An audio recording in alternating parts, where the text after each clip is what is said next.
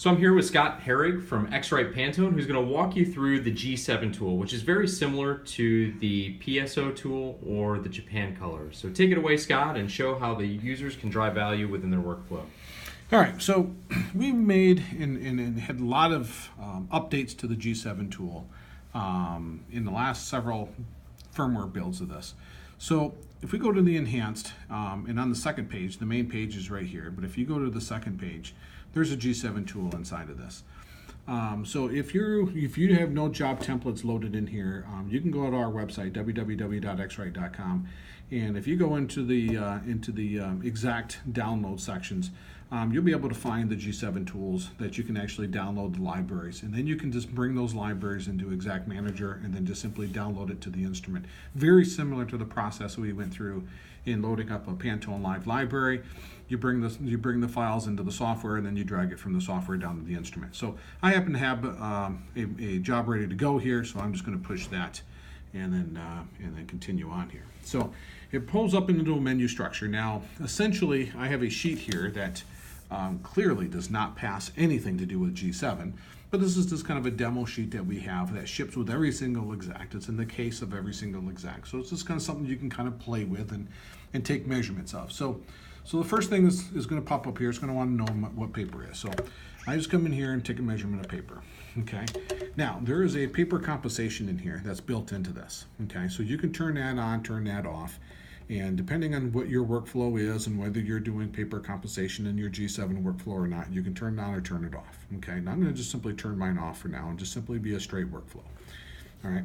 Now you can see that I got a red X. That means it's failing on the B value of the paper. I got 2.12 based on the standard of what G7 paper white is supposed to be. So mine is particular failing on the B value. That's why I'm getting a failed X. Okay. All right. Fair enough. So then I'm going to come in here and I'm going to measure my solid patches here. Okay. And see where they are.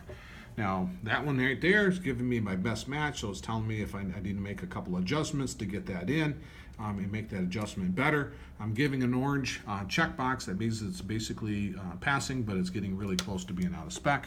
If I do my cyan, okay, I get a green check. That means I'm passing really, really good. So I'm going to let that go, and then I can just simply move on to the next ones. All right, so as I finish getting the rest of those in there, okay, you can see that my magenta is the one that failed, and my other ones seem to be passing, pretty good. All right, so there's my solids. Because now I can go into my overprints. Okay, so I can measure my overprint here, and the instrument automatically flips itself over into the overprint mode, and it tells me where I'm at, pass or fail. And again, we know this sheet does not pass G7, so I can see that my red overprint is doing really well, my green not so well, and if we take a look at my blue, not so well there. My blue's horrible. Okay, but we can easily be able to see where my delta E numbers are. Okay, my delta numbers, so you'll be able to see very easily on this G7 tool where you're passing and failing and what you might need to be able to do to get that dialed in. All right, so now we're going to go down to the gray balance patches. Okay, so I'm going to measure that. My 25, oh, yep, that fails miserably. My 50s, that's probably going to fail miserably. Yep, it sure did. There you can see the big red X's there. And then as you can take a look at my patch, we know that most definitely is not going to pass G7, but if we take a measurement anyways, and then we can see that nope, we are definitely way off as well as on that. So it gives you all of the delta L and the delta CH calculations in there, so you'll be able to see and take a look at some of your G7 functionality numbers. Now we're just going to simply flip on over and then just measure my screen tints. Okay, so as I go through and measure all my screen tints, and my black happens to be the one that's really, really whacked on this particular sheet, hence the reason why it put that black 25 over into the black 50. So what I'm going to do is try to cheat a little bit and see if I can get that to actually pop back over there. Yeah, there we go. Okay, so the black on this happens to be way out. We designed that sheet specifically that way, so we have ways to show what a good sheet, bad sheet looks like. All right, so now let's go back up to the 50s.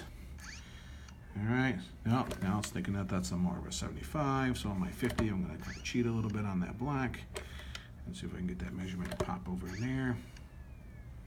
Okay, let's go down to my cyan.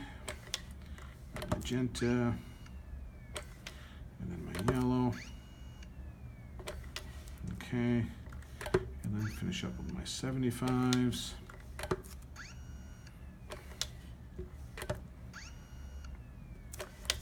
All right, so you can easily see on your screen, you can scroll back through some of your readings and take a look at some of your readings. So without having any software that basically tells you and gives you all the calculations for G7, we have it all on the screen all at one time, and you can very easily see whether you're going to pass or fail from a G7 perspective. And it saves these roles. If you have, remember we talked about the differences between the standard and advanced. The